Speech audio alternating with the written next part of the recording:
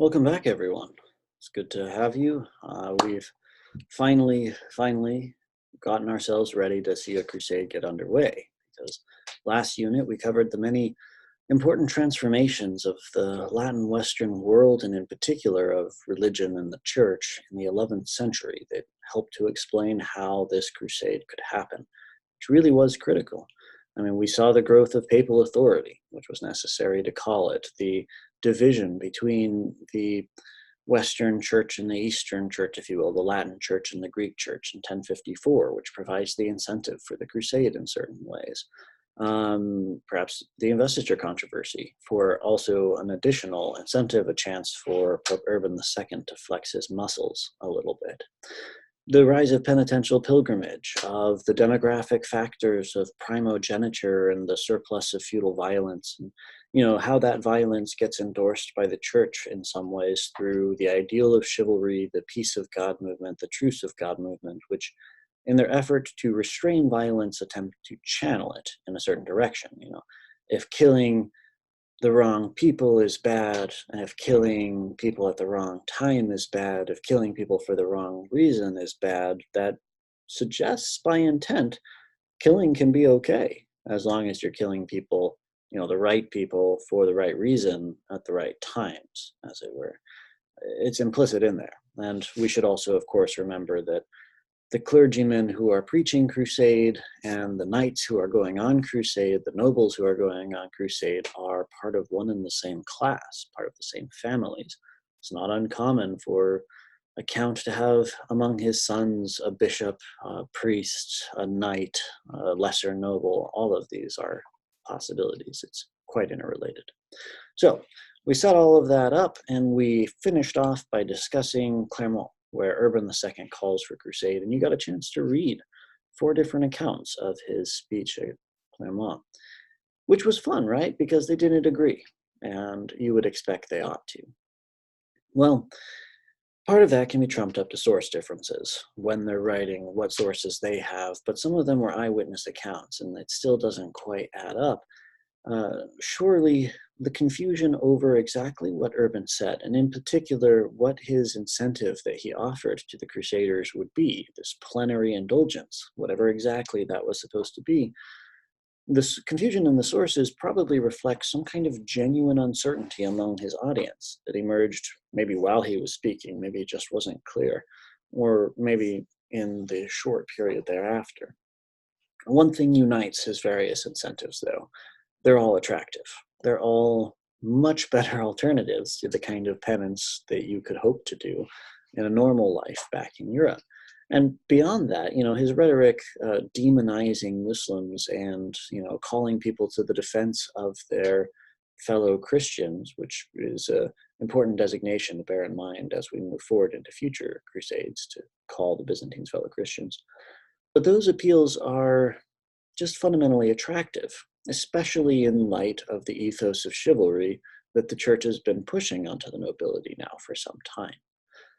However, even beyond the knightly ranks, for whom chivalry is at the forefront of their imagination now, this is a very appealing suggestion. Fight the enemies of Christ and do something that's going to help you towards salvation, however far that's going to end up being. Very attractive. So, that's the most direct and obvious explanation for why the Peasants' Crusade happens. But I think there needs to be a little bit more there, because that's how we're going to start with this week. We're going to see the Peasants' Crusade emerge as a related but ultimately separate phenomenon from the sort of main contingent of the First Crusade that Urban meant to send. Here's where we can look for that.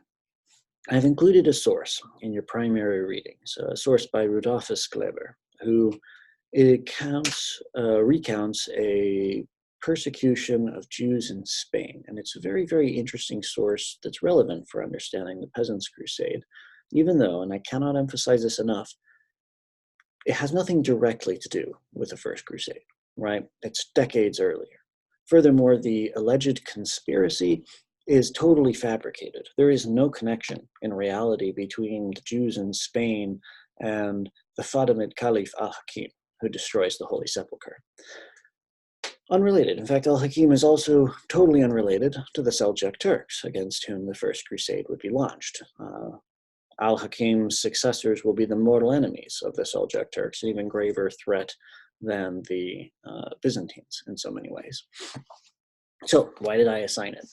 Well, let me explain. It is useful to help us understand why events, actions, let's say, of Muslims in the Middle East can somehow be traced and blamed upon Jews in Europe, resulting in violence against Jews in Europe. And that's very fascinating in a number of ways because they're just fundamentally unrelated. But if we enter the mind of a medieval European person, we can unpack a little of this. There's a long, venerable tradition of, venerable, uh, I say ironically, a long tradition of Christian anti-Semitism. I mean, even in late antiquity, right, way back in the earlier centuries of Christianity, you not only get anti-Semitic rhetoric, but anti-Semitic violence condoned by clerical authorities. The rhetoric has always been, not always, but for many centuries has been that Jews are the enemies of Christ, that they schemingly betrayed Christ and killed Christ even, and that kind of thing. And there are a number of holidays, of ritualized and routine forms of violence between Jews and Christians living in Europe in different places that encourage the constant reliving of that experience. The passion plays, right, which often result in outbursts of anti-Semitic violence. By the way, ever heard of that movie Passion of the Christ by Mel Gibson, who's a raging anti-Semite? Yeah, not a coincidental title.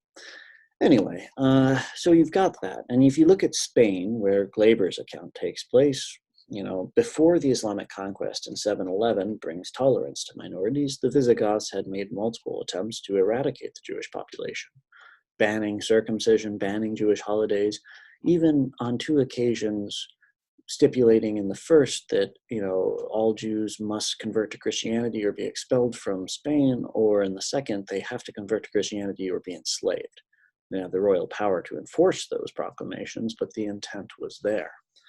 So the general antipathy towards the Jewish population is well established, as is the identification between Jews and enemies of Christ. And now Urban is calling Muslims enemies of Christ. Go kill enemies of Christ, right? Well, in the minds of some of these medieval peasants, well, we've got enemies of Christ right here. All more convenient. There's more to it too. The Jews living in Northern Europe, who had been invited there by the Carolingians, took a particular socioeconomic role in society, disproportionately, just so that it was possible to marry fellow Jews, remain in the covenant, have mutual protection, and worship together in synagogues. Jewish populations were concentrated in urban centers, which just ipso facto meant concentrated in trading and mercantile endeavors that both make one wealthy and one suspect in the eyes of the broader Christian mentality that is very morally uncertain about wealth at this time, increasingly morally uncertain about wealth. Add to that the frequent prohibition by church authorities against Christians engaging in money lending, because, see, the charging of interest is usury. There's a kind of workaround that certain secular authorities will frequently take to say, well, Jews can be money lenders. They can be bankers, even if Christians can't. Now, that's not to say that there really was a Jewish monopoly on money lending, but there was a disproportionate involvement for those reasons. And a lot of the stereotypes associating Jewish people with money and greediness and stuff continue throughout the centuries into the modern period, continue into modern anti-Semitism and into the atrocities of the 20th century, and might add certain things in the 21st century for that. So, deep legacy of all of that. And you'll see in the sources that, there's got the religious antipathy as an incentive, but there's also a socioeconomic motivator here as well. So as you go through and you read the sources for this week, keep clear in your head the distinction between the Peasants' Crusade, which mostly kills a bunch of Jewish people in Europe before ending up in Asia Minor and being slaughtered in turn, and the main contingent of the First Crusade. That's not to absolve the Crusaders. As you'll see, they actually engage in massacres of civilian populations, Christian, Muslim, and Jewish alike, on a much grander scale. But the motivations, the patterns here are different. On the other hand, we should be wary of drawing too wide of a divide here. I mean, after all, these peasant crusaders who are massacring populations in the Rhineland in Europe, they do, most of them, intend to go on and link up with the actual main crusade. And a lot of them will. For them, if not for Urban, the Pope, but for them, somehow killing European Jews and killing Palestinian Muslims, these of various ethnicities, but Muslims living in Palestine, somehow that was synonymous in a way that's quite fascinating and difficult to explain, even if it is shocking and really horrifying. So pay close attention to your readings. They are dark, quite dark. Maybe the darkest we'll see, but important, I think, in a number of ways. So I won't see you. You'll see me again.